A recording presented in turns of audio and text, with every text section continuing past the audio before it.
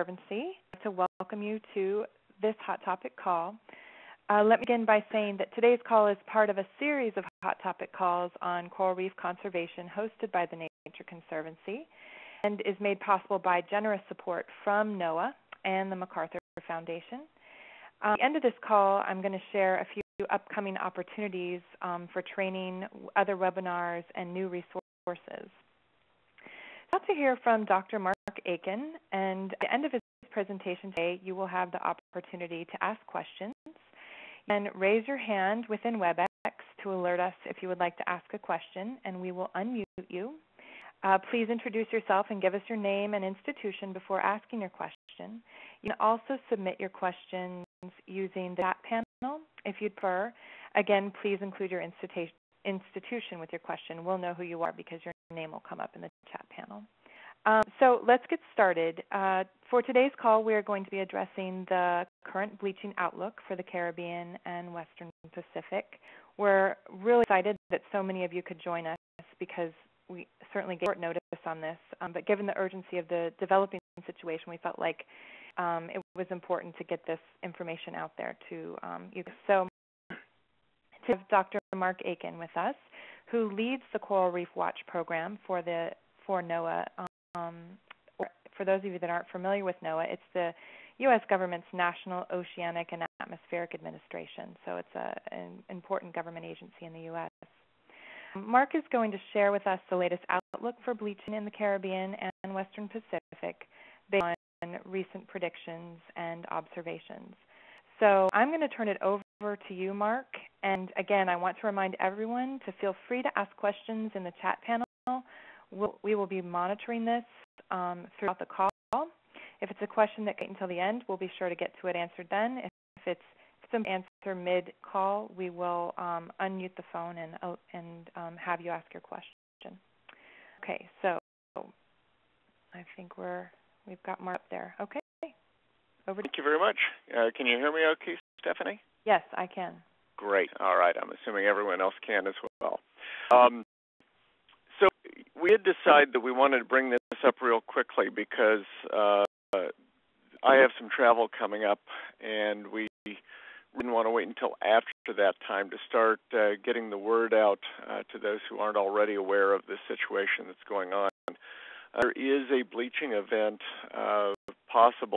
quite possible for this year in a couple of different regions, and this is following on bleaching that has already occurred in 2010 in Southeast Asia. So I'll go through and talk a little bit about what's been going on. For starters, I'm going to give just a little bit of background, just a reminder for those of you who are not completely familiar with coral bleaching. I know this is a reef crowd, and so you're well aware of this. But the important thing that I want to mention, because I'm going to go into how our products work and what our products are saying, I want to make sure you all understand that what we're talking about is the loss of the zooxanthellae of the corals, or the actual expulsion of the zooxanthellae that comes about as a part of stress to corals. The important thing to remember is that there are a lot of different things that can cause corals to become stressed and expel their zooxanthellae. The only time that you have this occur over large spatial scales, meaning hundreds of kilometers or more, these mass bleaching events, they're about because of high temperature stress. That's the one large scale parameter that can lead to this sort of bleaching and has led to this sort of bleaching in the past, starting with the events in 1982, 1983. And since then we've had a number of major bleaching events. So because we know that high temperatures can lead to this sort of large-scale bleaching, what NOAA has done is to build products that are based on satellite-derived sea surface temperatures. And what we're using in our current operational products,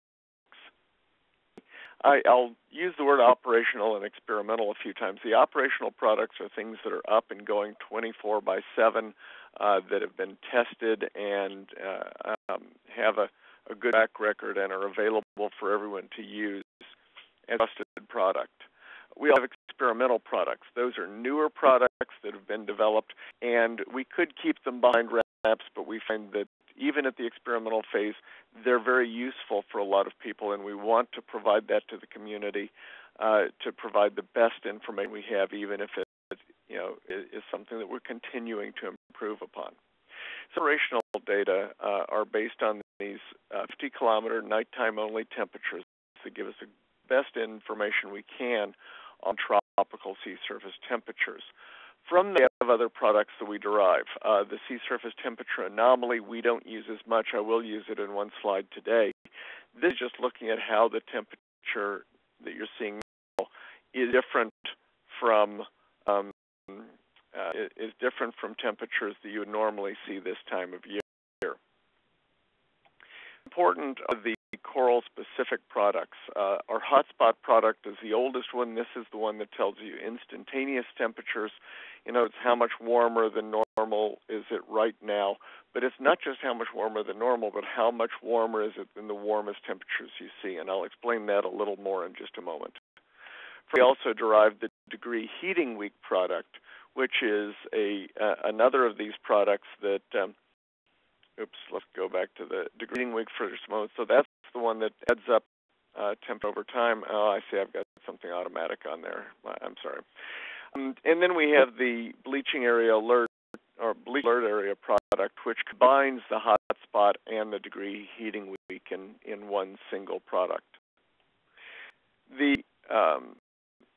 thermos is something that you've all seen in various of these products. This is an example from 2005, and as you recall, this was a severe bleaching event that occurred in 2005 in the Caribbean. And the bad news is that we have the potential of seeing that again this year. In this case, the temperature was high. It was beyond the level that you usually see in terms of bleaching, where you typically have significant bleaching coming on at 4-degree weeks of stress, and widespread bleaching or mass bleaching events and significant mortality starting at 8. If you look up in the area around the Virgin Islands, what you'll find up here in the northern less Antilles and especially in the Virgin Islands is that the temperatures were up in the range of not 4 or 8 degree weeks, but 14, 15, 16 degrees. That was really high. What happened as a result, and these are results that are in a paper that we're hoping will be coming out very soon, is we were able to use the degree heating week product and match that up with the bleaching that was seen. And what you can see is while you do have some bleaching events that occur at lower temperatures, as you get up to the higher temperatures, the high temperatures are highly predictive of bleaching events, and also are predictive of mortality. Generally, consider about 8-degree heating weeks and above, you'll see significant onset mortality. We had very few data in the 2005 event that were sort of in between 8 and 10. But once you reach 10, you see that the number of coral died, the area that died, was quite significant in those higher stress events. So this is the sort of tool that we've been using in the past and are continuing to use to show what happens in these events. Now, that particular event, one highlight point is what was seen in the U.S. Virgin Islands, where they had over 90% bleaching and 60% mortality in 2005. This was a very stressful event, and it was a combination of two things. One, occurring across a large spatial scale, a long period of time, a lack of weather that would tend to cool down things. One of those things that often cools temperatures down, I'll raise this again in a minute, is hurricanes or tropical cyclones, tsunamis, whatever it's called in your neck of the woods. The point that when you have these events, they can bring up cool water and reduce the thermal stress. 2005, there was a large warm that happened across the western Atlantic and especially eastern Caribbean, and there weren't any tropical storms or hurricanes that came through that area, leading to sort of high bleaching and mortality. This we've already seen a lot of warming. There was warming in the Indian Ocean. There was warming in the area of Southeast Asia. You're seeing our bleaching alert area there on the left, showing what happened in the area of Southeast Asia, these very high temperatures that led to major bleaching in Thailand, Malaysia, Singapore, Indonesia, Cambodia, Vietnam. That then expanded outwards toward the Philippines and led to bleaching that was extremely severe. You see in this upper photo, these two photos are from late June, and we're already seeing well over 90% bleaching. In fact, the hard part was finding corals that were not bleached. Here to the right, you see a photo that Nanang took a month later, and at that point, you're starting to see significant mortality, especially in the acroporids. So there's a severe event, and work will be continuing to assess the ecological impact and the socioeconomic impact of this event in Southeast Asia. Now, what about the rest of the world? Well, this is what the bleaching alert area product looks like right now. The good news is it's not as stressful in the Pacific in some areas that we were concerned about. It's not as stressful out here as we thought it would be by now. This is the good news. The news is if you look at the Caribbean, it's heating up quite a bit, and we'll look at these in detail. The Pacific that have warmed up, you see that we're already in a bleaching watch situation or a few spots bleaching warning. Up in the area of the extreme end of the northwestern Hawaii Islands, that is already seeing a small amount of stress, but it's not too severe at this point. Our areas of concern where it had been extremely warm around the Philippines, it's cooled a bit now. The warming has started up here in areas where obviously in the far North Pacific there are no corals. There is some warming, though, along the coast of Japan that could cause some problems in some of those more northerly reefs that you find in that location. If at the Caribbean, though, this is the real bad news. We're looking at warming that's already at alert level 1 in the area around the Lesser Antilles, and some of the waters that are well offshore have warmed up well beyond that. So that means that all of these areas at alert level 1 have reached 4-degree weeks of full stress. And these areas where it's in the darker red, where it's alert level 2, that has already reached 8-degree weeks. I was talking about in terms of hurricane impacts, the warming that's been going on can be reduced very quickly if a hurricane comes through. Now, I'm not wishing a bad hurricane on anyone. Very important to remember that when a strong hurricane hits, it's very damaging, including the corals. But if you have a hurricane going by enough offshore, or if you have a tropical storm, right now we have the remains of Dawn has just passed over the area of the Virgin Islands. There's another depression that's building down around Trinidad and Tobago.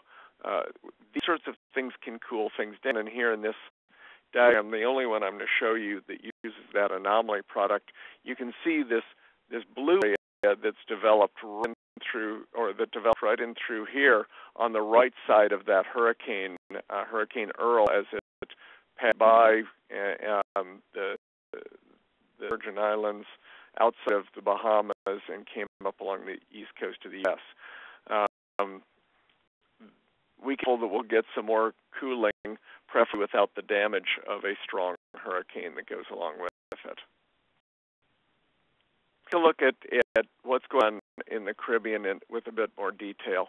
This is part of that bad news story that if you look in the upper left diagram, that is the conditions actually from Monday of this week. our degree heating week product. Over the low right, you're looking at the same date in 2005. What you can see is that it's a very similar picture right now to what we had in September of 2005. In fact, the warming has reached farther west over here to Puerto Rico and to Hispaniola. This area to the west of the Lesser Antilles is in fact larger than what we saw in 2005 at the same time. So this is part of the reason that we're so concerned at this point is the Caribbean has been running warmer than normal since January. And we're now at the point that it's running warmer than normal during the warmest part of the year. We're seeing the accumulation of thermal stress in our degree heating week product that really indicates that everything our model-based work, our forecasts have been showing us are unfortunately coming true. So look to that now. Just like we build our degree heating week product from sea surface temperature data, we've got a newer product that builds sea surface temperature data, not satellites, but models looking out months in the future. And this product gives us the opportunity to look and see what we think is going to go on in the future. You're now seeing a loop that's going through from current conditions to the end of the year. So this is about the next 4 months of thermal stress. And what you see if you watch the part in the Caribbean on this loop through, you see a very large warm event that continues until we reach mid-November. If you watch the area over in the Pacific, the indication is that there's going to continue to be warming in the area around Guam to Micronesia, and then that may continue down south to the area around Papua New Guinea and Indonesia after that. Let me point out, though, that the farther out you're looking on this model-based information, the less precise it is and the accurate it's going to be. So don't be as concerned about where it's going in the December timeframe as much as watching what's going on in December, October, and just looking at the general pattern. Now let's look at that in a little more detail. Our major concern for the Pacific, because as I said, this is an area that modeled work that produces the seasonal bleaching outlook, is really focused on a warming that includes Guam and some of the Marianas Islands down into Micronesia and the region primarily from Chuuk to Pau. I'm not concerned about this as I was earlier, and the main reason for that is on this slide. If you look in the lower right, you're looking at the model as it projects what the conditions should be right now. And if you compare that to what we're actually seeing in the upper left, seeing a bit of over-prediction of the heating in the Pacific. So my hope here is that the model is actually showing much stronger conditions than what we're likely to see. So while I still think there's a concern for bleaching in the Western Pacific over the next few months, I'm less alarmed at this point than I was just a month ago. But still, that doesn't mean don't worry about it. Everything can be fine. It just means that so far this is not shaping up to be a strong event. In reality, is what the model shows, and so be on the lookout. But it's not quite as big a concern. On the end, I can't pass along that same hopeful news. This is the outlook on our 4-month outlook for the Caribbean. This is severe. If we compare that to the model, what you see is a little bit of overprediction, but not much. What this is showing is the right general pattern, that the model-based outlook is that we should have severe heating throughout the eastern half of the Caribbean at this point.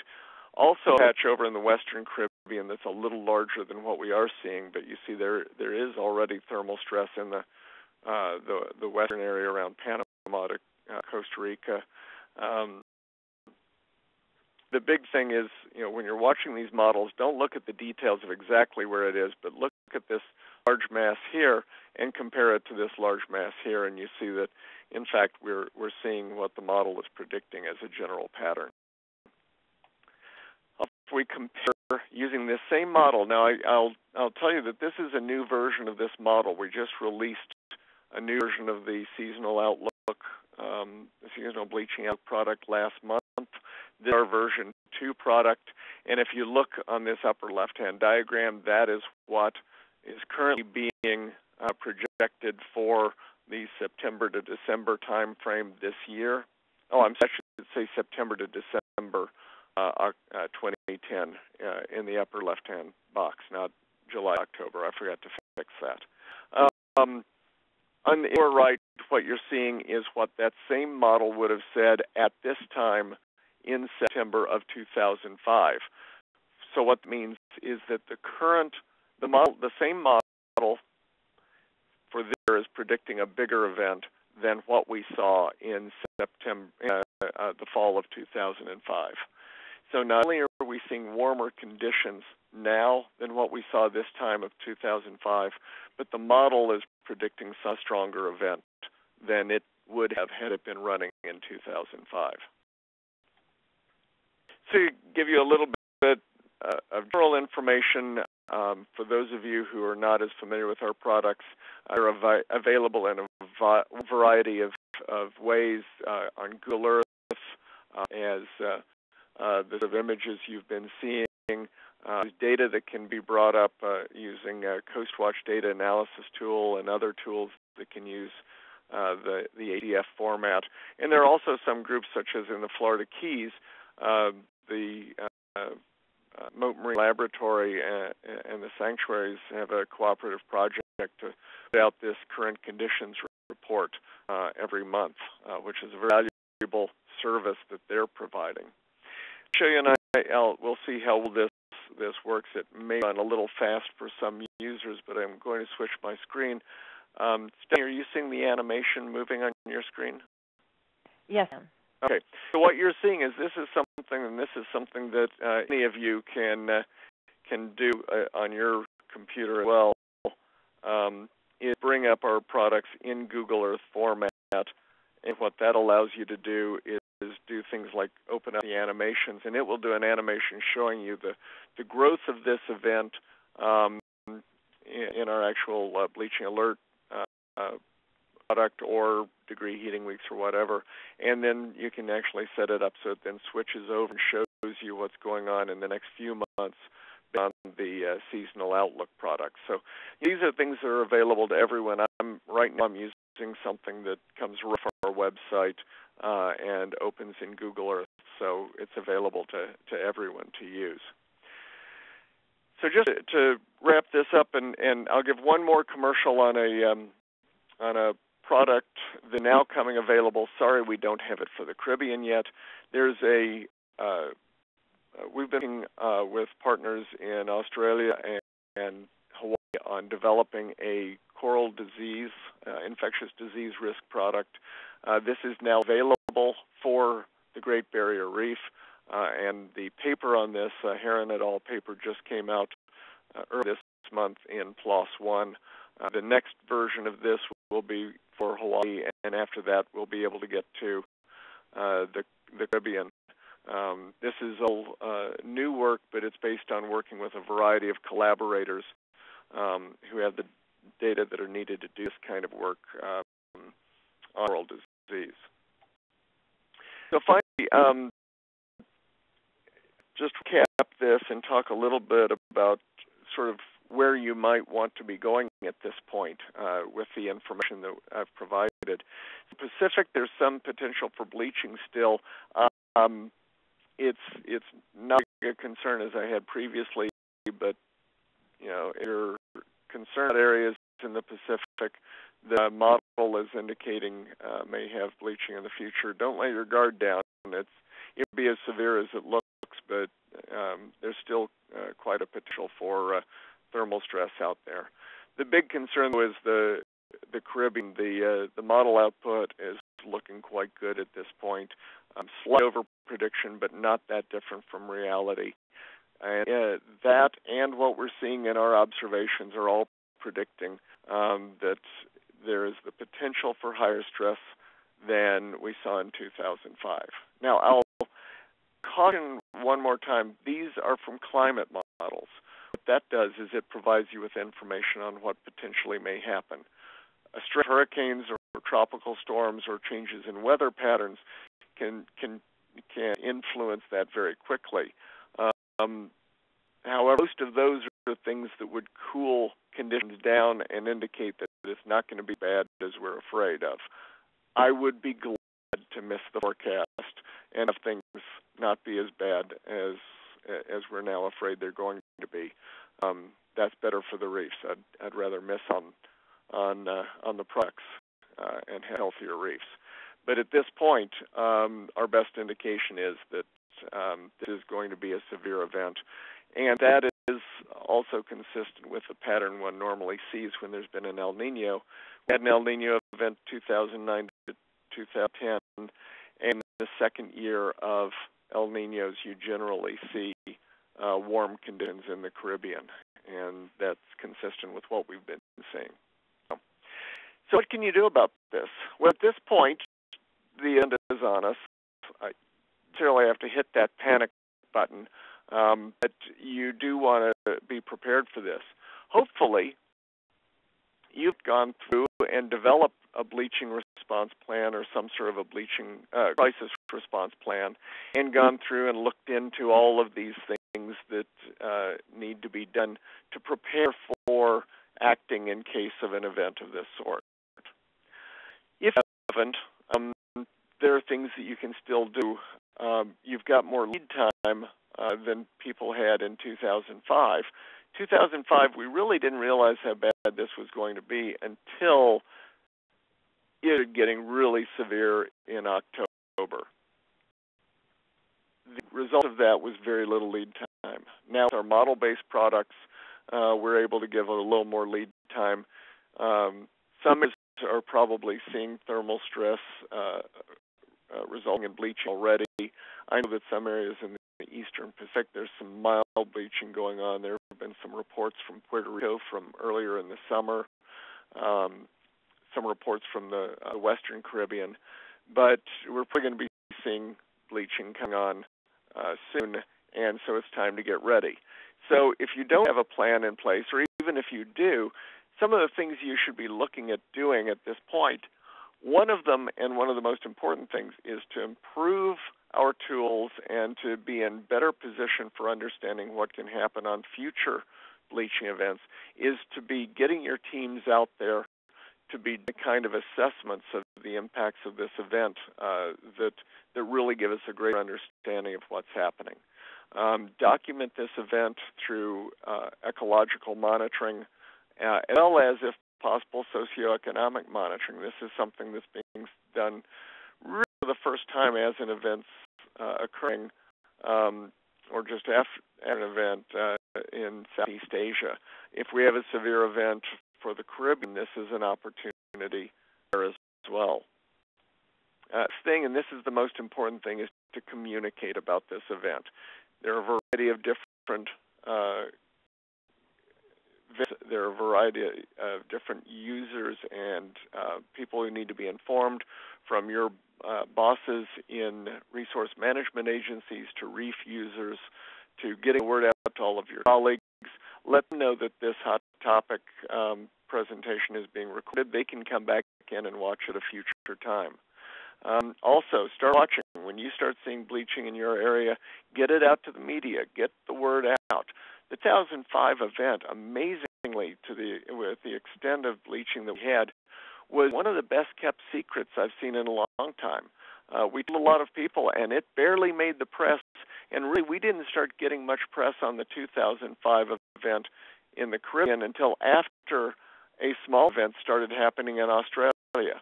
So, make a point to get the word out, and make sure to communicate with your reef users. Talk to your dive guides. Talk with people who are going to be working with their divers, and explain to them and take advantage of this opportunity to explain what's happening and why it's happening. You don't want dive guides to be communicating, as we heard happened in some cases in the Virgin Islands in 2005, where dive guides were saying, "Don't worry, everything's just fine.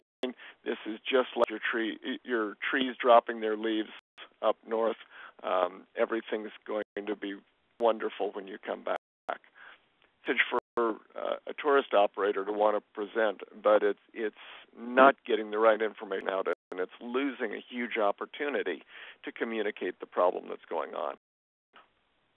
There's some people who are actually doing some work on minimizing bleaching. The shading idea was a great experiment. It's probably not a good idea. However, some recent experiments that have been done to actually cool reefs are showing that they maybe were able to work quite well in small but effective ways. More importantly, though, reduce the other threats that are going on in the areas where you are having the bleaching, because those other threats can both increase the amount of bleaching and they can reduce recovery. And you want these reefs to have the best chance that they can have. That, I'm finished with mine, and I believe there are a few things that Stephanie is going to talk about to you, and then we'll open it up to questions. Stephanie, need to hand the... I think it needs to go back to Michelle. She actually has that resource right slide. So Michelle, Mark, there you go. If you just stop sharing your desktop, we'll go back to the main. Okay. I'm sharing my desktop.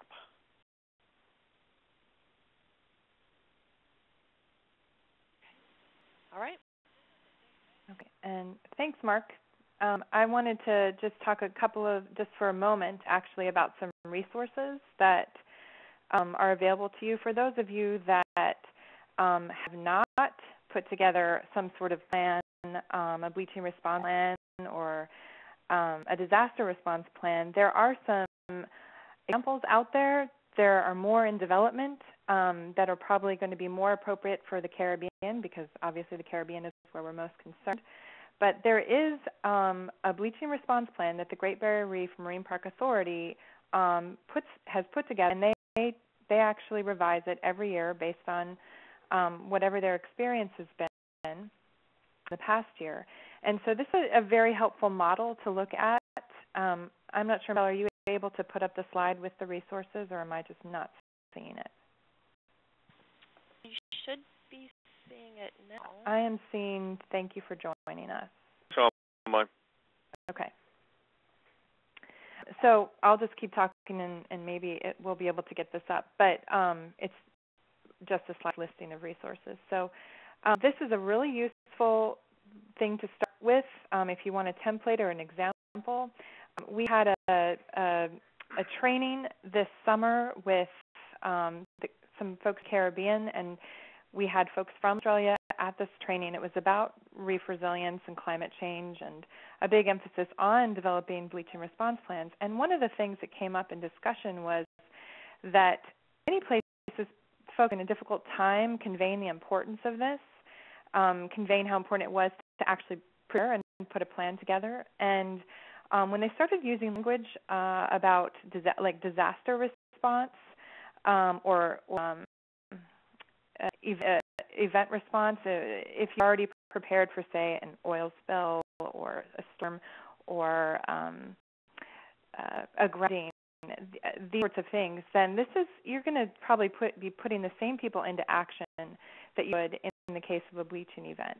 So sometimes it's just about the language, and once people start hearing you say, disaster response, they start listening and paying attention and realizing that this is really important.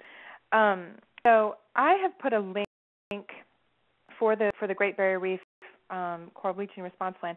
I put up their website. If you actually do a search for that response plan, it'll come right up. It's a PDF. You can download it. Another resource that was put together several years ago and is still very current and appropriate is a Reef Manager's Guide to Coral Bleaching. Now, I've included a link here, but again, you can Google this and it'll come right up. It's housed on a number of places. I put up NOAA's site. It's also housed on the Great Barrier Reef Marine Park Authority site. It also can be found in the Reef Resilience Toolkit. So you're not going to have a problem finding this if you go looking for it. And again, it's a PDF. If for some reason a PDF is a problem for you, there are hard copies, and you can contact me, and I can work on getting you a copy of that. So the other and just to give you a sense of what's in that, and Mark, please feel free to add on to this, but this is a guide that basically explains bleaching. It explains what managers should do to prepare. So there's a section on managing for mass coral bleaching, a section on how to respond to a mass bleaching event, including how to communicate about it.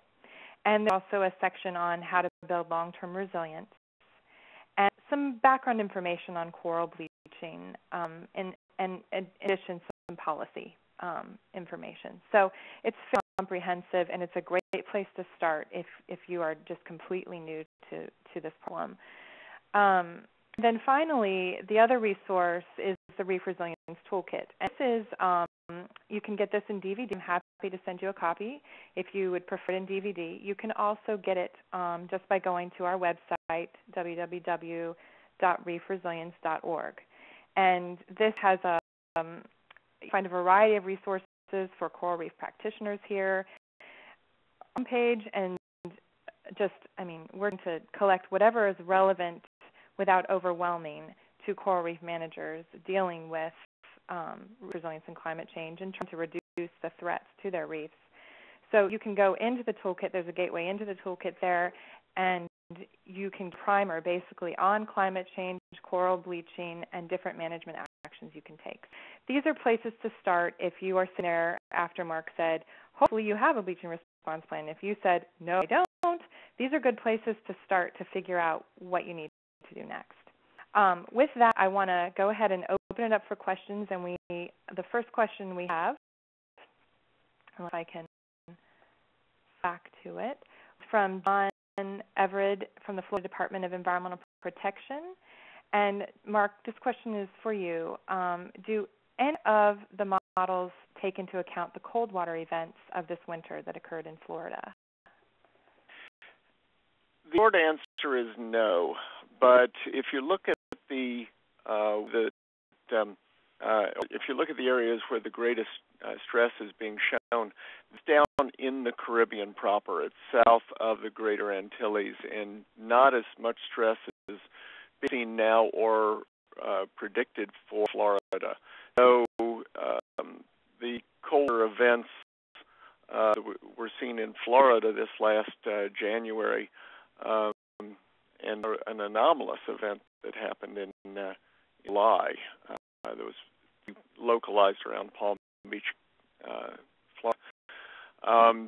Those definitely figure in, but they're also in areas that we're not expecting high temperature this year at this point.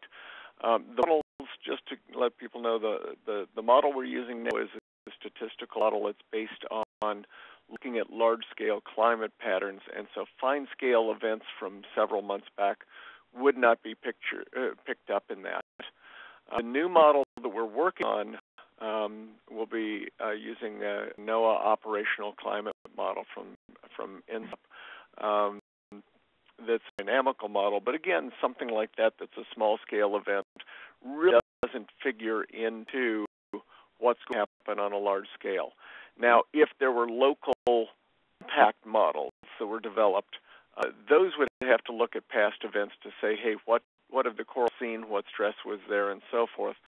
But that's a different type of model altogether. And just to pass on one other thing, Stephanie, you were just talking about the Reef Manager's Guide, and I see that Heidi Schutenberg, one of the leaders of that, is on the call, so he's out there. Yay. three people in the queue to ask questions out loud. One of them is Mill McCleary, who also sent in a question. I'm going to go ahead and unmute. Okay, so I'll read Mill's question, right? So, okay. Mill, you should be unmuted to ask your question.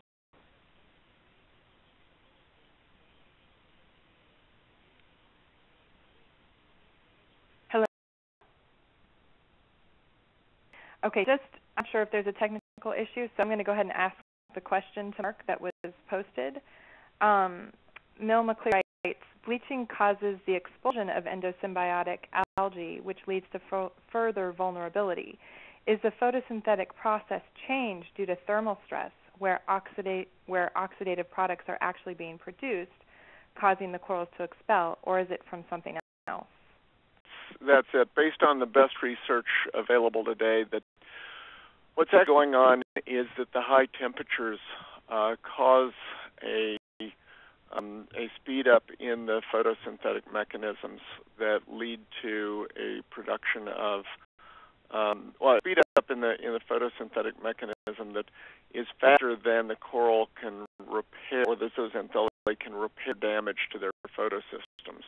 That ends up producing a lot of these superoxide radicals that are translocated into the coral tissues. So just as the zooxanthellae normally will translocate lipids and things or food products to the coral, well, that same sort of leakage can lead to these oxide radicals coming out, and the coral saying, this is not a good thing.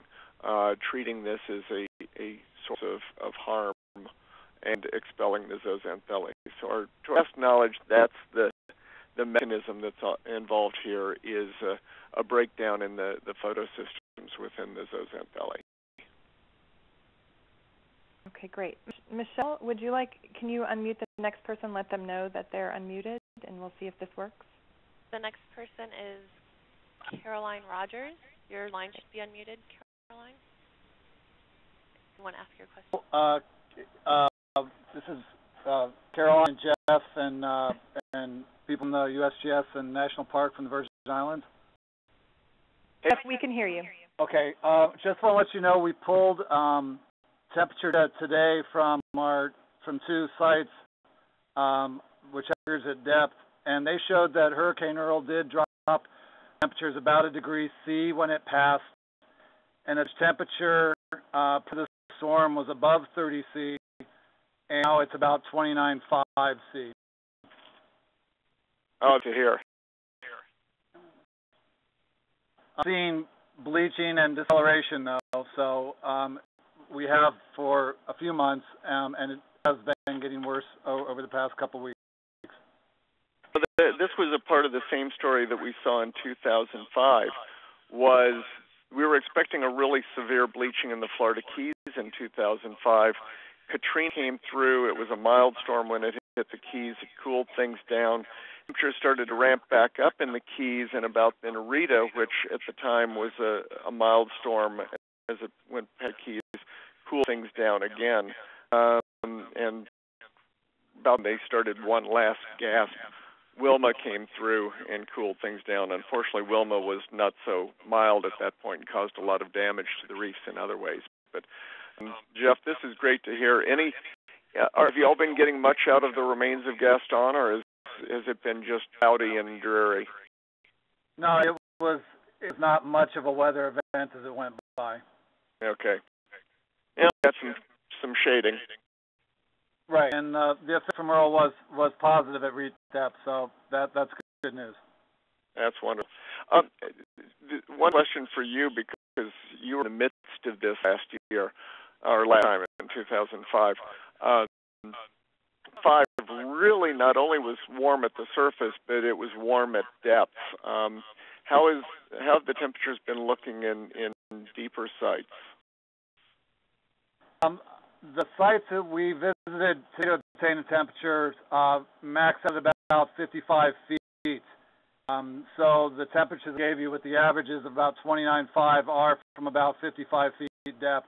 Don't really have any information on anything deeper than that. If anybody from UVI is on the call. They do some work out at the mid-shelf ridge and the deeper mesophotic reefs, and could have some information on that. Yeah, thanks. What about at the surface waters? Are they still warm, or is it just the deeper reefs that are cooling? Hi, this is James Herlin. I'm a new employee for USGS under Caroline Rogers.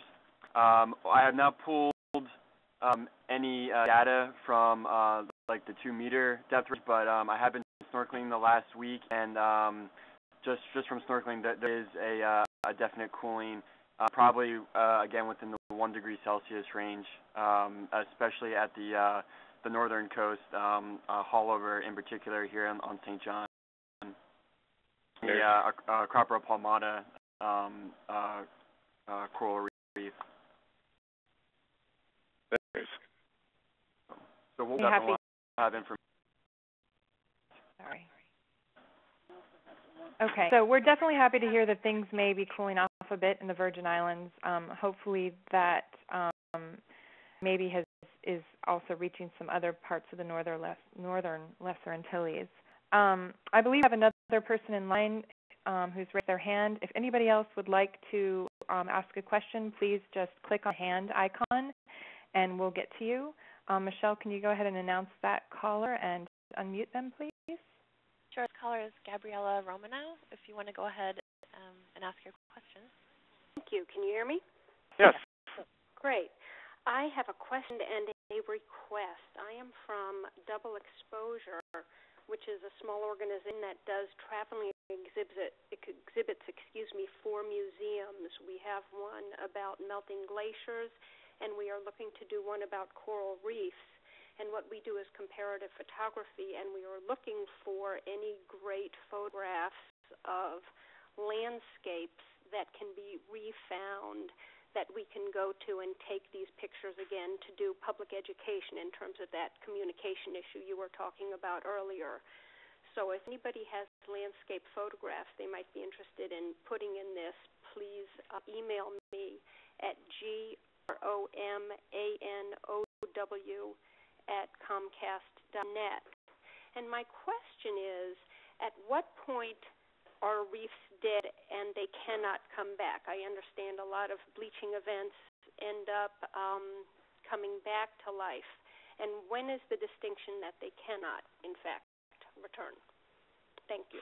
That's actually, and that request is a great one, Gabriella. If you would, in the chat window, if you could just type that email address for us as well. I would, if I could. I can't figure out how to use this chat window. Okay. So, if someone can tell me. I can explain it really quickly because it's important if anybody wants to chat. You can. The chat window is at the bottom of your screen, and there's a little bubble, cartoon bubble. If you hit that, you'll see a line that says send to, and you can choose all participants. Yeah. Choose all participants, and you type in your email address and hit return. Everybody should be able to get that. If you need to send a private chat, then you select the participant you want to send to. Mine is not actually letting me do anything. I can't get to all participants in gray, and when I click on the bubble, nothing happens. So, Michelle, did anybody write that down? Because I could go ahead and put it in right now. And as that people can certainly contact us, and we can contact you if they have trouble reaching you. Let's repeat it one more time, Gabriella. Yes, thank you. It is gromanow@cast.net. Okay, we'll post that. Okay, it's out. Great. The answer to your question, it depends on where you are.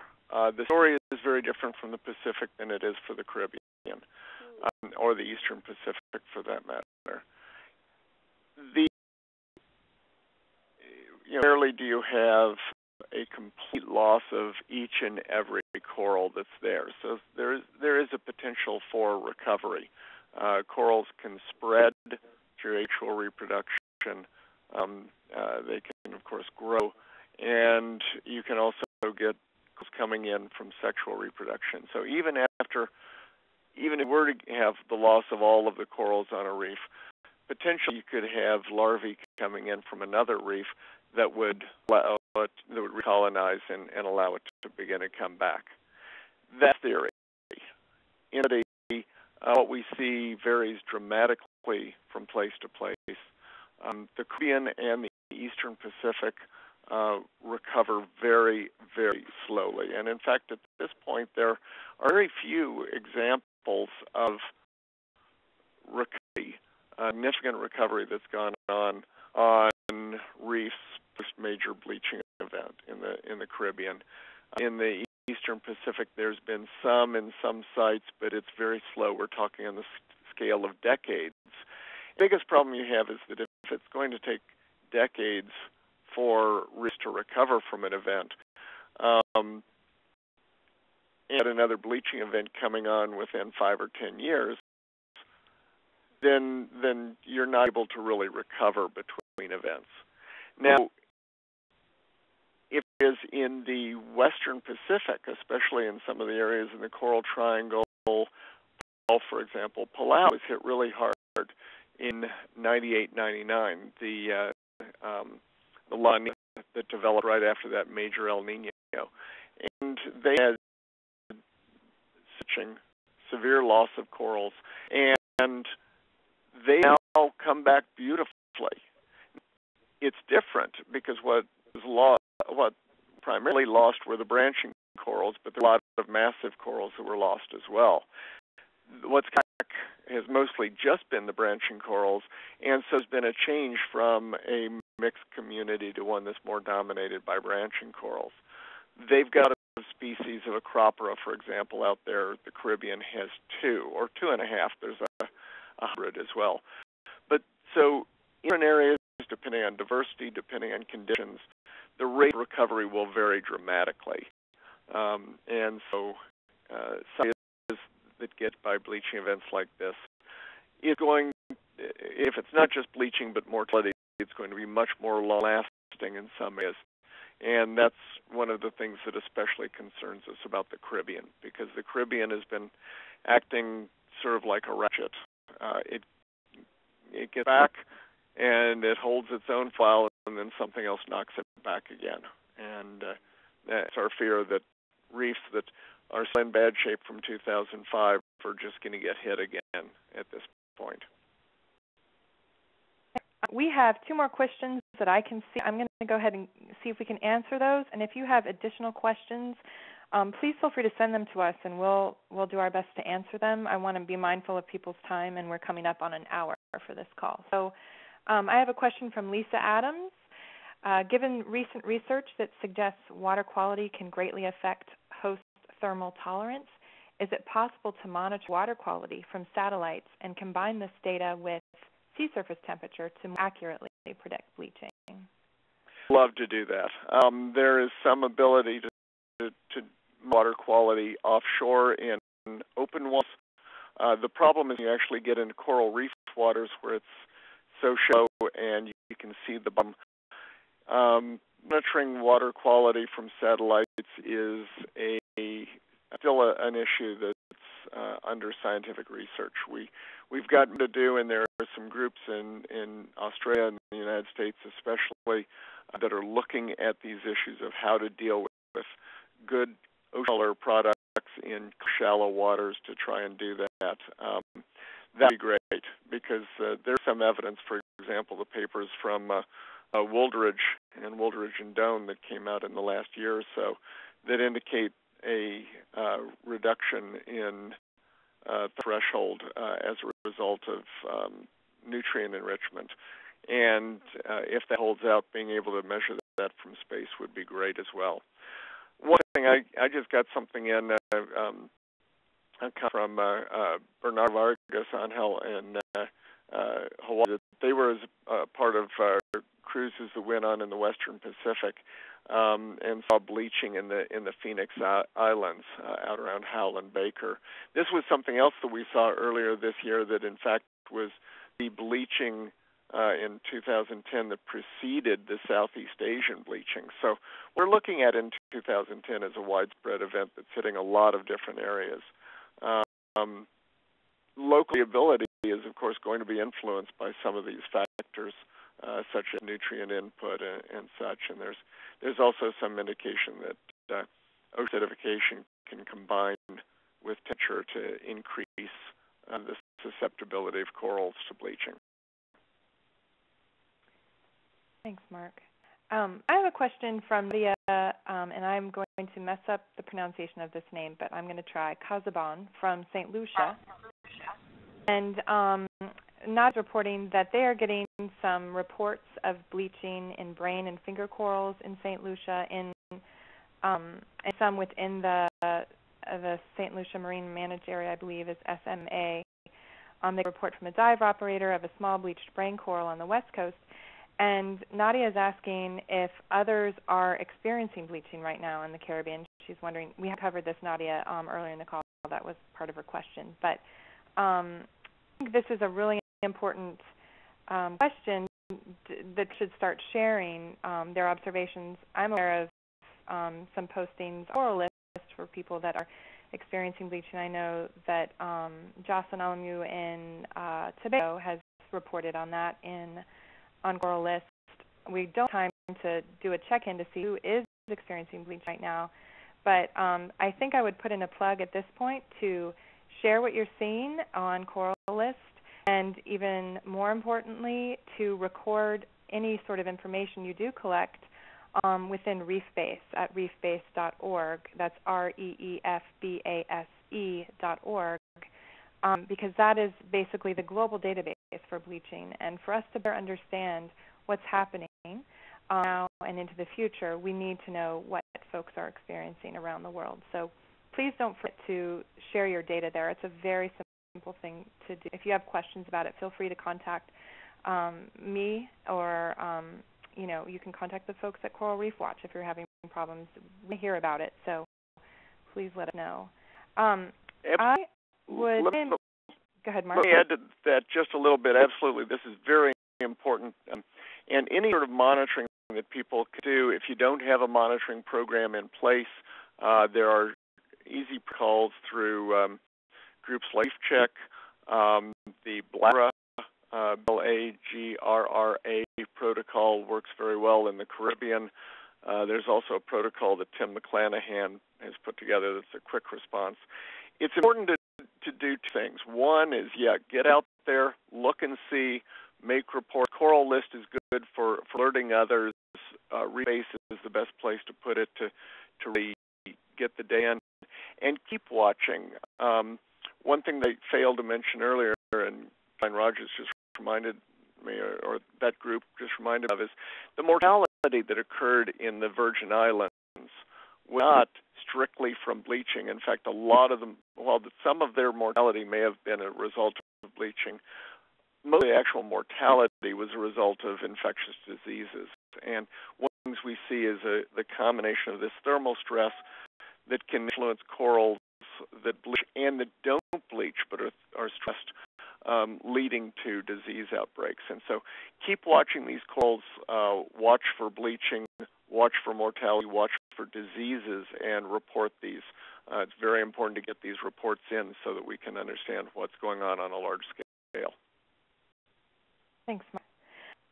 Okay, we did get a few other questions, and we will record those and make sure to get back to you on those questions. I apologize, I just don't want to run over an hour on this call. A couple of points, reminders, and closing remarks. First of all, I really want to thank Mark for joining us and providing his perspective, and the tools that NOAA has developed are going to continue to help reef managers around the world manage these situations. I wanted to remind folks to sign up for the Reef Resilience Review newsletter and announcements. You can contact us at resilience@tnc.org so you can be on the list for future calls. You can also check out the news and events sections on our website at reefresilience.org. It's on the right-hand side. It's really easy to find. We'll be sending out an announcement shortly for a case study webinar that we're going to be doing about a community-based coral reef conservation project that's going on now in Maui. in Hawaii, and that's going to be in October, so stay tuned for that announcement. And finally, we'll be sending out a call for applications for the next Training of Trainers Resilience and Climate Change workshop. This is going to be for Pacific Coral Reef managers. It's scheduled for June in Palau. So it's really a lot going on, and we want to make sure you sign up for the mailing list so we can keep you up to date. Finally, a reminder that this call was recorded. We will be posting it on our website under the News and Events tab, so it takes a while to go and get into the system, but you can expect to find that there if you want to share this with others. We'll send out a link as a reminder, or if you have questions and don't see it, please just let us know. And I think that's about it. So thank you so much. Sorry? I have a question about what the website for sharing data is again. It's reefbase.org. That's REEF as in Frank, BSE.org. Michelle, maybe we can, okay, you put it out to all participants. Thank you. So I think that's it. Thank you so much for joining us, and I guess I'd like to say stay cool, and we're hoping for some little tiny storms to come through and cool things off. Good luck, everybody. Thank you so much for joining us. Thanks all. Okay.